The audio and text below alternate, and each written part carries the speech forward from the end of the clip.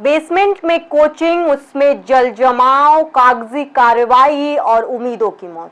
नमस्कार, आप देखना शुरू कर चुके हैं एनबी भारत। मैं हूं आपके साथ यशस्वी पाठक। आज बात करेंगे राव आईएएस कोचिंग की। पहले ये वीडियो देखिए, ये जल जमाव देखिए, छात्रों की मौत देखिए, उसके बाद बताते हैं क्या है पूरी कहानी।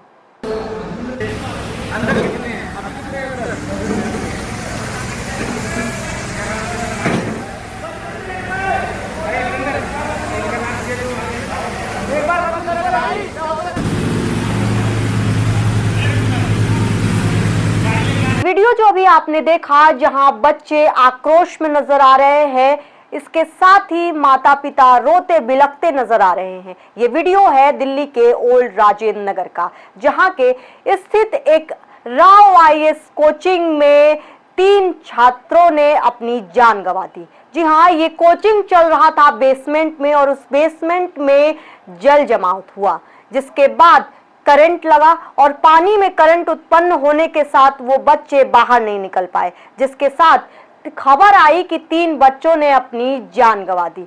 अब प्रशासन 3 दिन बाद जगा है। जी हाँ, ये खबर फैली ही थी, लोग बिलख रहे थे, रो रहे थे, बच्चे आक्रोश में नजर आए, लेकिन प्रशासन सो रहा था। दिल्ली का एमसीडी प्रशासन सो रहा था। अब 3 दिन बाद प्रशासन जागा है और दिल्ली के ओल्ड राजेंद्र नगर में तमाम ऐसे कोचिंगों को सीज किया जा रहा है जो नियम और कानून के अंदर नहीं आते हैं।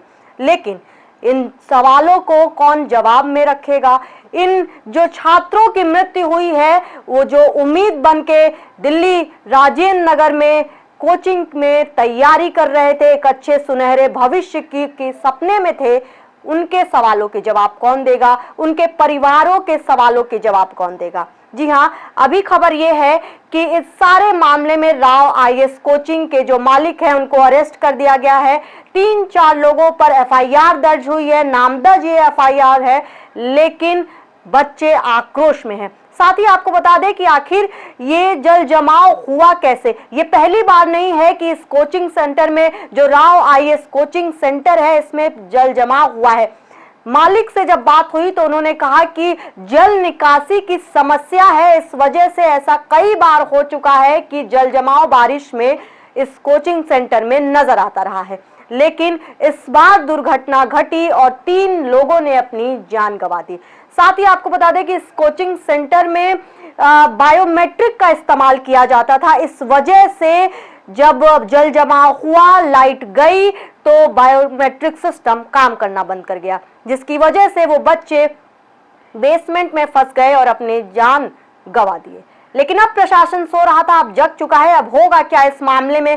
क्या सिर्फ एफआईआर कर देने से, क्या कुछ कोचिंग सेंटरों को सीज कर देना ही जवाबी कार्रवाई है?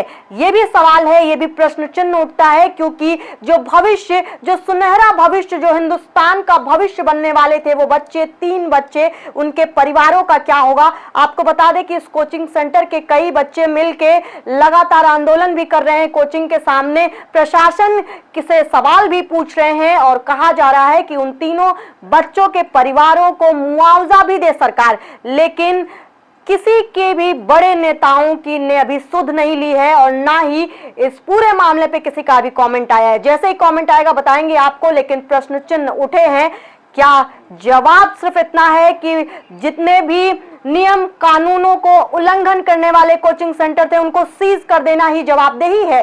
क्या प्रशासन पर उंगली नहीं उठनी चाहिए, जो 3 दिन से सो रहा था और आंदोलन करने के बाद प्रशासन जगता है, एमसीडी जगती है और इस तरीके की कार्रवाई सामने आती है? कमेंट के माध्यम से जरूर बताइए और देखते रहिए एनबी भारत।